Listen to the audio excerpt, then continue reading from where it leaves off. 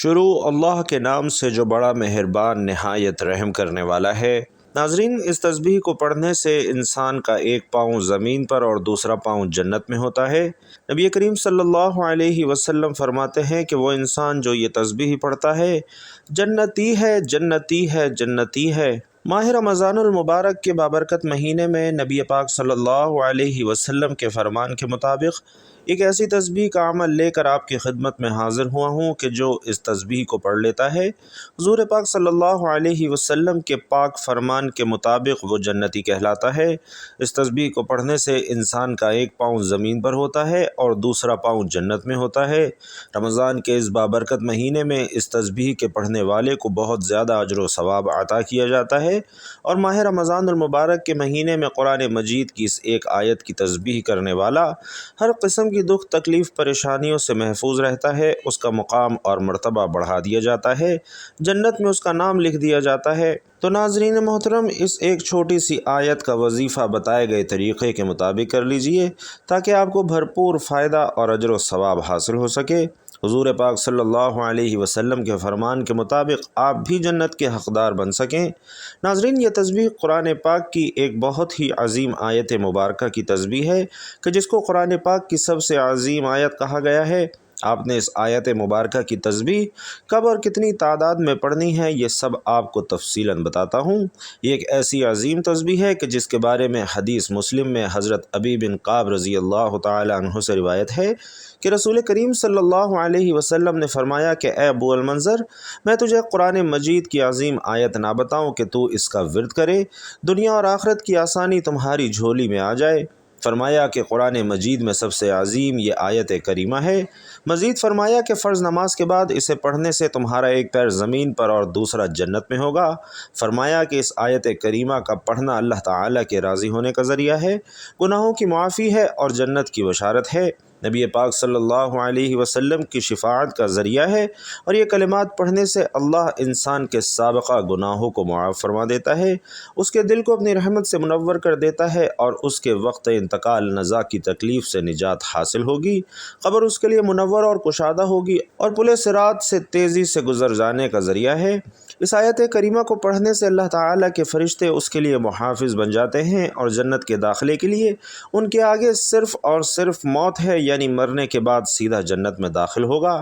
ناظرین محترم، قرآن مجید کی عظمت اور بزرگی اور اس کی فضیلت اور رفعت اس لیے اس قدر کافی ہے کہ وہ خداوند عالم، مالک ارض و سما، خالق لوح و قلم کا کلام ہے، تمام عیوب اور تمام نقائص سے پاک ہے، فصاحت و بلاغت کا آخری نقطہ، عروج کے بڑے بڑے رب کے فصیح و بلیغ اس کے سامنے طفل مکتب العروف و عارف۔ قرآن مجید کی تلاوت اور پڑھنے کا ثواب تمام علماء اس بات پر متفق ہیں کہ کوئی ذکر اذکار تلاوت قرآن مجید سے زیادہ ثواب نہیں رکھتا، خصوصاً نماز میں اس کی تلاوت کا ثواب اور اس کی فضیلت اتنی زیادہ ہے کہ اس کی گنتی ہی ممکن نہیں ہے۔ چنانچہ قرآن پاک کی تعلیم کے بارے میں اللہ تعالیٰ کے آخری نبی صلی اللہ علیہ وسلم فرماتے ہیں کہ تم میں سے سب سے بہتر شخص وہ ہے جس نے قرآن مجید سیکھا اور اسے دوسروں کو سکھایا۔ ناظرین، حضرت سیدنا عبد الرحمن رضی اللہ تعالی عنہ مسجد میں قرآن پاک پڑھایا کرتے تھے۔ وہ فرماتے ہیں کہ اسی حدیث مبارکہ نے مجھے یہاں بٹھا رکھا ہے، اور حضرت انس رضی اللہ تعالی عنہ سے روایت ہے کہ رسول کریم صلی اللہ علیہ وسلم نے فرمایا کہ جس شخص نے قرآن پاک سیکھا اور سکھایا اور جو کچھ قرآن میں ہے اس پر عمل کیا، قرآن پاک اس کی شفاعت کرے گا اور اسے جنت میں لے جائے گا۔ اسی طرح حضرت انس رضی اللہ تعالی عنہ سے روایت ہے کہ جس شخص نے قرآن مجید کی ایک آیت یاد کی یا دین کی کوئی سنت سکھائی تو قیامت کے دن اللہ تعالیٰ اس کے لیے ایسا ثواب تیار فرمائے گا کہ اس سے بہتر ثواب کسی کے لیے بھی نہیں ہوگا۔ تو ناظرین، ہمیں بھی چاہیے کہ قرآن پاک کی تعلیم کو عام کریں، قرآن پاک پڑھائیں، اس سے اولاد کی تربیت کریں تو ہمیں خود کو ڈھیروں ثواب اور فضائل حاصل ہوں گے، اور اس سے ہماری نسل اور معاشرے میں بہتری کا سامان بھی ہوگا۔ حضور پاک صلی اللہ علیہ وسلم کا فرمان عالی شان ہے کہ جو شخص اپنے بچے کو ناظرہ قرآن پاک سکھائے اس کے اگلے پچھلے گناہ معاف کر دیے جاتے ہیں۔ فرمایا کہ جس نے کتاب اللہ سے ایک آیت کسی کو سکھائی، علم کا ایک باب سکھایا، تو اللہ جل شانہ اس کے ثواب کو قیامت تک کے لیے جاری فرما دے گا۔ اور حضرت ابو ہریرہ رضی اللہ تعالی عنہ روایت کرتے ہیں کہ حضور صلی اللہ علیہ وسلم نے فرمایا کہ جو لوگ اللہ تعالیٰ کے گھروں میں سے کسی گھر میں جمع ہوتے ہیں اور وہ قرآن کریم کی تلاوت کرتے ہیں اور اس کا درس دیتے ہیں، ان پر سکون نازل ہوتا ہے اور رحمت انہیں ڈھانپ لیتی ہے، اور اللہ تعالیٰ ان کا ذکر فرشتوں میں فرماتا ہے۔ سبحان اللہ۔ ناظرین، حضور صلی اللہ علیہ وسلم کا ایک واقعہ ہے۔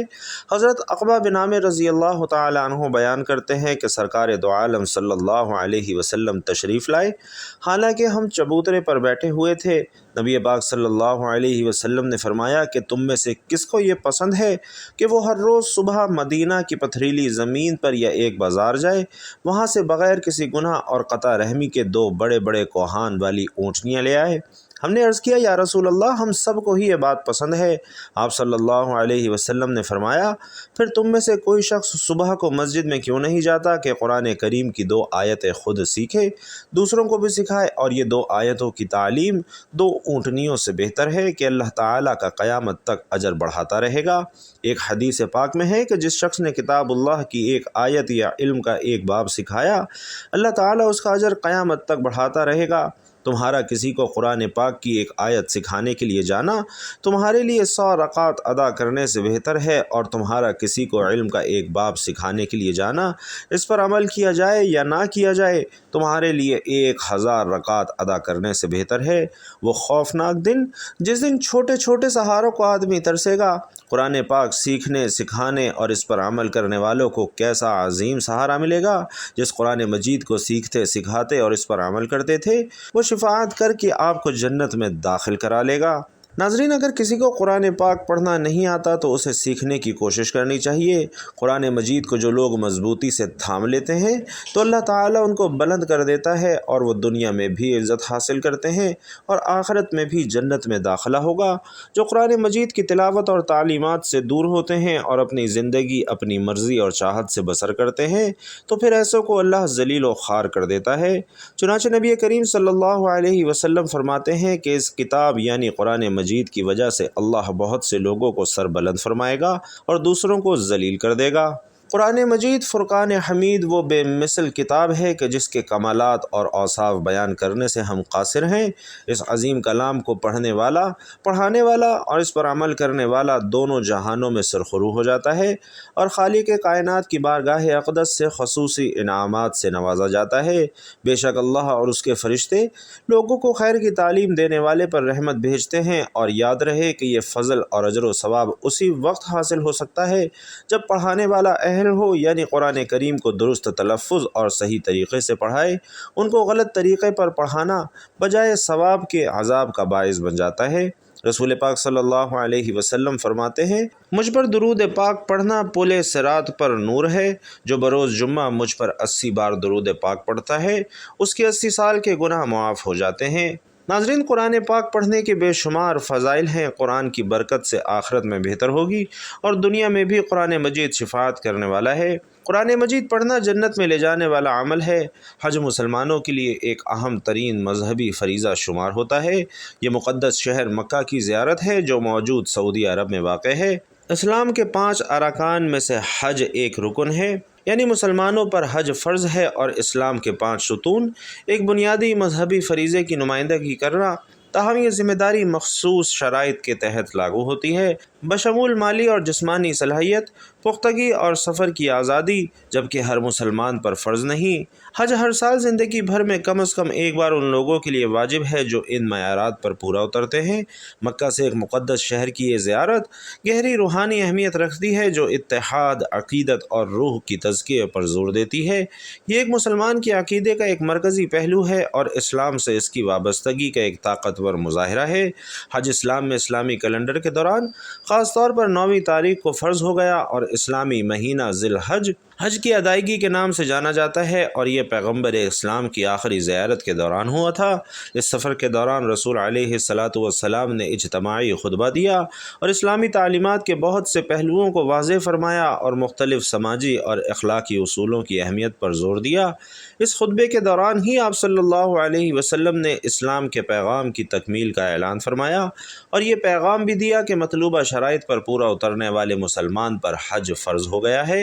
الوداع کے موقع پر پیغمبر اسلام کے اعلان نے حج کی فرضیت کو مضبوط کر دیا، اور اسلام کا یہ واقعہ ایک تاریخی لمحہ ہے اور مسلمانوں کی طرف سے سالانہ حج کے دوران اپنا ایمان اور پیغمبر محمد صلی اللہ علیہ وسلم کی تعلیمات سے وابستگی کی یاد دہانی کے طور پر منایا جاتا ہے۔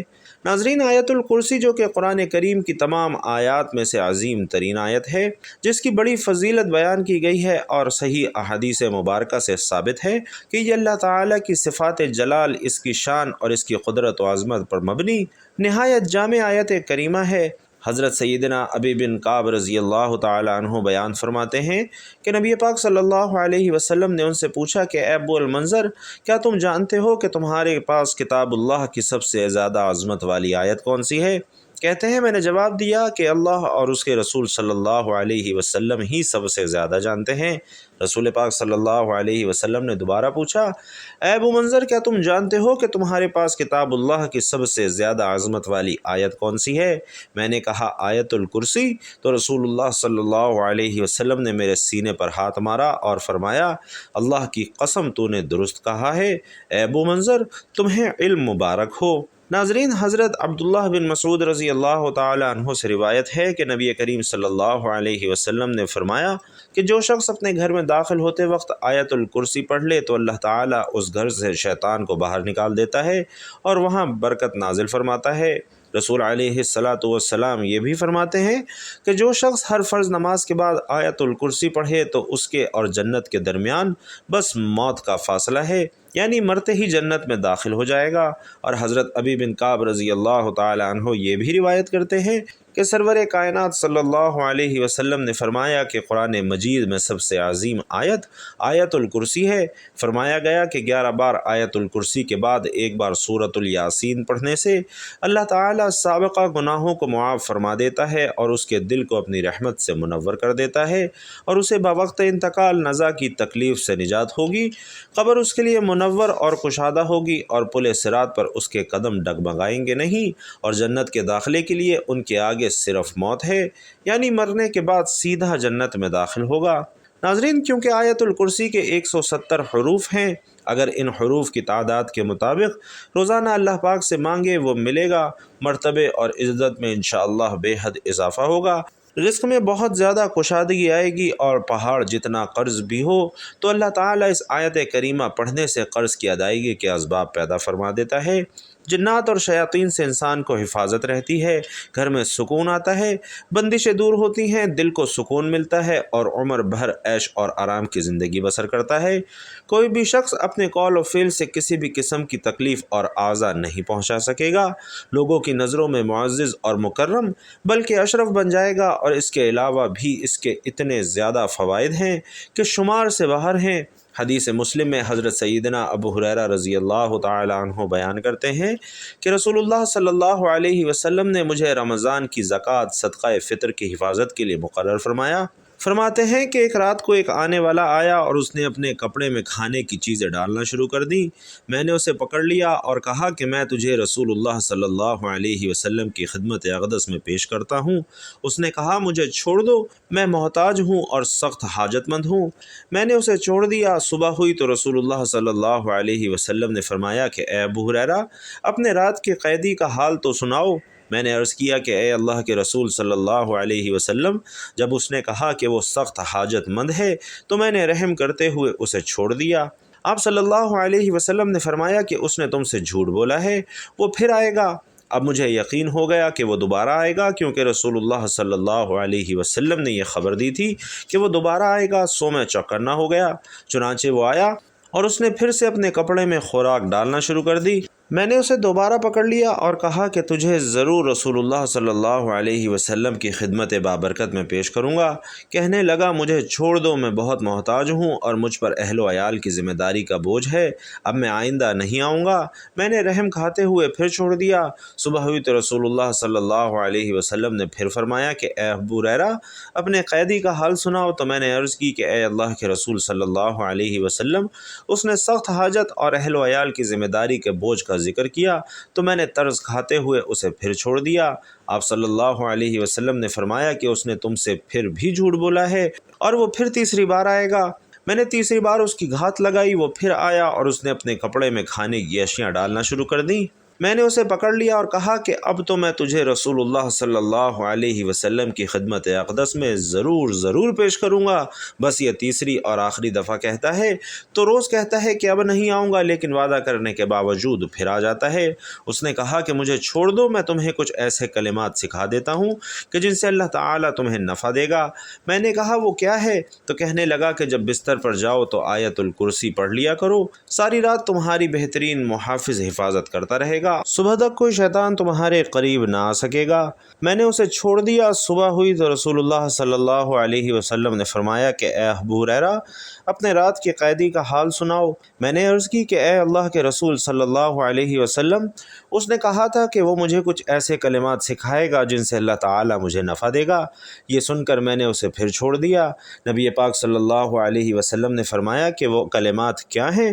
میں نے عرض کی کہ اس نے مجھ سے کہا ہے کہ جب بستر پر جاؤ تو اول سے آخر تک مکمل آیت الکرسی پڑھ لیا کرو، تو ساری رات اللہ تعالیٰ کی طرف سے ایک محافظ تمہاری حفاظت کرے گا اور صبح تک کوئی شیطان تمہارے قریب نہیں آ سکے گا۔ ناظرین، صحابہ کرام رضی اللہ تعالی علیہم اجمعین خیر و بھلائی کے سیکھنے کے حد درجہ شائق تھے۔ یہ سن کر نبی کریم صلی اللہ علیہ وسلم نے فرمایا کہ اس نے تم سے بات تو سچی کہی ہے، حالانکہ وہ خود جھوٹا ہے۔ اے ابو ہریرہ تمہیں معلوم ہے کہ تم 3 راتیں کس سے باتیں کر رہے ہو؟ میں نے عرض کی نہیں، تو رسول پاک صلی اللہ علیہ وسلم نے بتایا کہ وہ شیطان تھا۔ ناظرین، اس حدیث سے آیت الکرسی کی فضیلت کے ساتھ رسول علیہ السلام سے اس آیت کا نام آیت الکرسی ہونے کی تصدیق بھی معلوم ہو جاتی ہے۔ تو ناظرین، آپ نے اس عظیم آیت کا ورد اس کی تسبیح کرنی ہے۔ رسول پاک صلی اللہ علیہ وسلم فرماتے ہیں کہ جو اس آیت کی تسبیح پڑھ لیتا ہے تو اس کا ایک پاؤں زمین پر اور دوسرا جنت میں ہوتا ہے، وہ جنتی کہلاتا ہے۔ اور ماہ رمضان المبارک میں اس تسبیح کی تلاوت، اس کا ورد کرنے والے کو بہت زیادہ اجر و ثواب ملتا ہے۔ وظیفہ شروع کرنے سے پہلے حضور پاک صلی اللہ علیہ وسلم کی ذات اقدس پر درود پاک کا نذرانہ پیش کرنا ہے۔ اللہم صلی علی محمد وعلی آل محمد کما صلیت علی ابراہیم وعلی آل ابراہیم انک حمید مجید۔ اللہم بارک علی محمد وعلی آل محمد کما بارکت علی ابراہیم وعلی آل ابراہیم انک حمید مجید۔ اور درود پاک پڑھنے کے بعد آپ نے قرآن پاک کی اس عظیم آیت یعنی آیت الکرسی کا ورد شروع کرنا ہے اور اسے 33 مرتبہ پڑھنا ہے۔ 33 مرتبہ آیت الکرسی کی تسبیح کرنے کے بعد 1 مرتبہ سورۃ الیاسین پڑھ لینی ہے اور پھر توبہ اور استغفار کی کثرت کرنی ہے، کیونکہ توبہ اور استغفار سے انسان کے تمام صغیرہ کبیرہ گناہوں کی معافی ہو جاتی ہے۔ تو اپنے تمام صغیرہ کبیرہ گناہوں کی معافی مانگتے ہوئے یہ عمل کر لینا ہے تاکہ گناہوں کی پکڑ کی وجہ سے آپ کی یہ تسبیح کا عمل ضائع نہ ہو۔ ناظرین، حضرت سیدنا ابو امامہ رضی اللہ تعالی عنہ بیان کرتے ہیں کہ میں نے رسول علیہ السلام کو فرماتے ہوئے سنا کہ جو شخص ہر فرض نماز کے بعد آیت الکرسی پڑھے گا اسے جنت میں داخلے سے سوائے موت کے کوئی چیز نہیں روکتی۔ مطلب یہ ہے کہ آیت الکرسی پڑھنے والا یعنی فرض نماز کے بعد پڑھنے والا موت کے بعد سیدھا جنت میں جائے گا۔ کتنے خوش قسمت ہیں وہ لوگ جو یہ عمل کرتے ہیں۔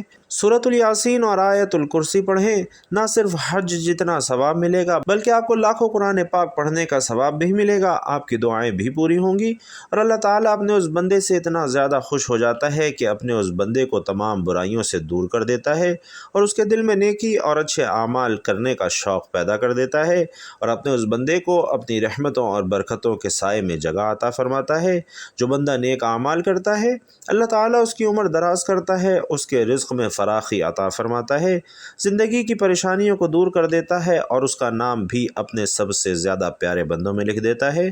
تو بھائیوں اور بہنوں، آپ قرآن مجید کی یہ صورتیں لازمی پڑھیں۔ سورۃ الیاسین اور آیت الکرسی دونوں کی بے شمار فضیلتیں ہیں۔ سورۃ الیاسین قرآن مجید کا دل ہے، بخشش اور رحمت کا ذریعہ ہے، جبکہ آیت الکرسی حفاظت، جنت کی بشارت اور شیطان سے بچاؤ کا بہترین ذریعہ ہے۔ ان دونوں کی تلاوت روزمرہ زندگی کا حصہ بنانی چاہیے تاکہ دنیا اور آخرت میں کامیابی حاصل ہو، اور اللہ تعالیٰ ان دونوں آیات کریمہ کو پڑھنے والے اور ان پر عمل کرنے کی توفیق نصیب فرمائے، اور نبی پاک صلی اللہ علیہ وسلم پر بکثرت درود پاک پڑھنے کی توفیق نصیب فرمائے، آمین یا رب العالمین۔ محترم ناظرین، آخر میں آپ سے گزارش ہے کہ اللہ تعالیٰ کے 99 ناموں میں سے کوئی ایک نام کمنٹ باکس میں ضرور لکھیے گا۔ اللہ تعالیٰ آپ سب کا حامی و ناصر ہو، آمین یا رب العالمین۔